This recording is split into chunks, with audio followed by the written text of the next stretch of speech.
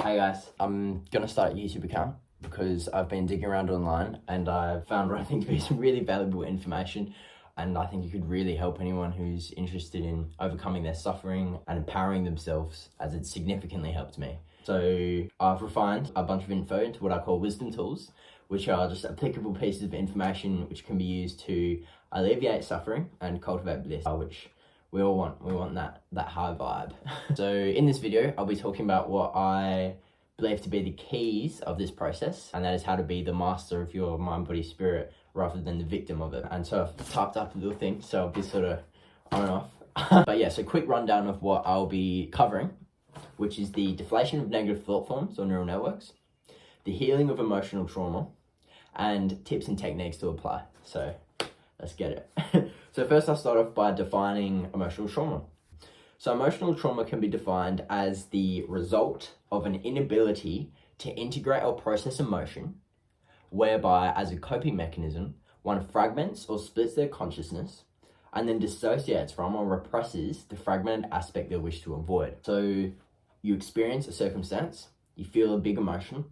If you can't cope with the emotion, rather than being in a state of perpetual suffering, what your body does as a coping mechanism is it splits the consciousness and then it dissociates from the part. So it no longer has to bear with the insanity of the constant suffering. However, you have also fractured yourself, so you're no longer whole. So this is one of the root causes of suffering. So you're like now holding on to this energetic weight of the emotion and you're unaware of it because you've dissociated. So the repression of emotion or energy in motion results in the creation of volatile and or distorted energy or gross energy. And therefore, the longer and harder we repress and escape from these emotions, the more volatile and distorted they become. So if you hold on to an emotion, which is the fragmentation process, you're holding on to this negative charge, the longer you hold on to it, the more random gross volatile energy is going to start to accumulate, which will desensitize you. Similar to white noise or static noise. But we'll get into that in a bit. So this comes with a myriad of negatives, namely a huge draining of one's well-being and energy. That's good incentive to want to get into it. So we can view our internal emotional environment as an ocean. Emotion and the repression of emotion and creation of gross energy results in our inner oceans becoming volatile and turbulent. And this is a problem as one is blind until their inner oceans are calm.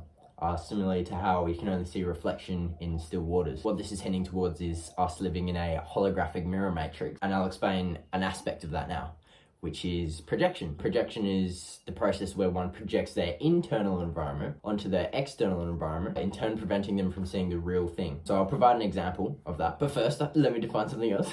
So all external circumstances are inherently neutral, so have no meaning associated to them, and we project onto them via our perception. And we can see with quantum physics, the wave and the atom, the collapsing and how they change observation. So it's all about how we project our internal and unhealed trauma onto our external environment, our perception. So I'll provide an example. So a person with no ill intention can trigger another person's unresolved trauma, even though the circumstance had no relation to the trauma. So I'm sure we've seen this happen all the time. So person one says something to person two with no ill intention. Person two perceives what person one said negatively because it's triggered an unhealed emotional trauma in them. And that's the process. So even though person one didn't have any negative intent, person two is perceiving from the negative perspective because they're projecting their unhealed trauma onto the external circumstance. So why do we want to stop that? Because when we get to the state of wholeness and we're no longer projecting onto our external circumstance, everything feels a lot better. Like it's in a much higher vibrational state and deep feelings of peace and just elevated emotion, really. And we talk about the emotional scale and they've been able to measure emotions in terms of their vibration in tandem with the expansiveness of consciousness. So negative emotions like hate, anger, etc. are more contracted in your awareness, and positive emotions like love, bliss, joy are more expansive in your awareness. So what we're doing when we're healing this projection and our unhealed traumas is we are expanding our awareness and therefore increasing the vibration and therefore feeling greater emotions. All right. So the process of making one's inner oceans calm is the refining of energy from gross to subtle. And the absolute key to this process is the ability to feel and to sustain presence. Feeling and sustaining presence, foundation. I'll explain the aspects of this process now. So a function of the brain is to label and categorize everything it perceives, be that external or internal. And so therefore, if we're holding on to suppressed negative emotion and the resulting energies of our unhealed trauma, the brain will start to commentate on the energy signature of these emotions, which leads to negative self-talk. So your brain labels and categorizes everything it perceives. It's going to start to label and categorize these emotions which we've repressed and are now unaware of because of the dissociation. And then we're going to have negative self-talk. What this leads to is what I call negative thought forms or negative neural networks. So negative thought form is simply a neural network that you have which is negative. So as it fires and wires, you think negative thoughts which aren't conducive to well-being, mental well-being, health, happiness, good habits, etc. and generally make a person prone to rumination of the past or future. Negative thought forms arise out of our unconscious inflation of them, and this inflation being unconscious engagement with negative feedback loops. What is a negative feedback loop? A negative feedback loop is where, as the brain commentates on the negative emotion, one engages with these negative thoughts. And the engagement with these negative thoughts results in more negative emotion, which results in more negative thoughts. So it's a big continual downward cycle until one becomes aware or conscious of what is occurring, and they snap back out of it and come back into the present moment. So thus, the importance of cultivating willpower and an expansive awareness, as the more expansive your awareness is, the less likely you are to unconsciously engage with the thoughts or the commentary your brain has, and the more likely you are to observe the thoughts, because you need to observe instead of react. And the more expansive your awareness is, the more likely you are to become aware of the fact that you're engaged with a negative feedback loop, and therefore the quicker you'll get out of creating more negative emotion for yourself. Another thing that's important is to differentiate between you, your thoughts, and your emotions. You are the consciousness which is perceiving them. So when the brain commentates on an emotion, the thoughts will resonate with the emotion of the entity, so it's commentating on the energy signature you're holding onto, and then it'll be a fictional scenario oriented around the past or the future, so it's made up, basically. So we're investing energy in these things that don't exist, and lowering our vibes. Why would you do that? And the answer is because it's an unconscious behavior. And so let's talk about how we can start to end these now. But first, a little bit of neuroscience. Neural networks that fire together, wire together. And therefore repetition creates strength or integrity of a network, which means that the more attention or energy we give to these thoughts, the stronger the thought form becomes, and therefore the greater power it has over us. So if we wish to deflate these negative thought forms, gross energy, and heal our trauma, it is essential that we don't engage with the thoughts which arise with the emotions or the brain's commentary on the emotion, as this will merely lead you back into a negative feedback loop. The process of deflating our thoughts or the negative neural networks or thought forms is quite simple, and this is a willpower cultivation exercise. Reject all the negative thoughts you catch yourself thinking and accept all the positive thoughts you catch yourself thinking. So what this is doing is increasing your willpower and exercising your right to free will. What do I mean by right to free will? I mean, in every moment, as something that's alive, you have the capacity of choice. You are capable of choosing. So by rejecting a thought, you are choosing not to engage and you are choosing to be present. Eventually, by doing this process, by rejecting all the negative thoughts, accepting all the positive ones, your willpower will be so expansive that you will have complete control over your thoughts and will be able to remain present indefinitely, which in turn prevents engagement with negative feedback loops and ends compulsive thinking.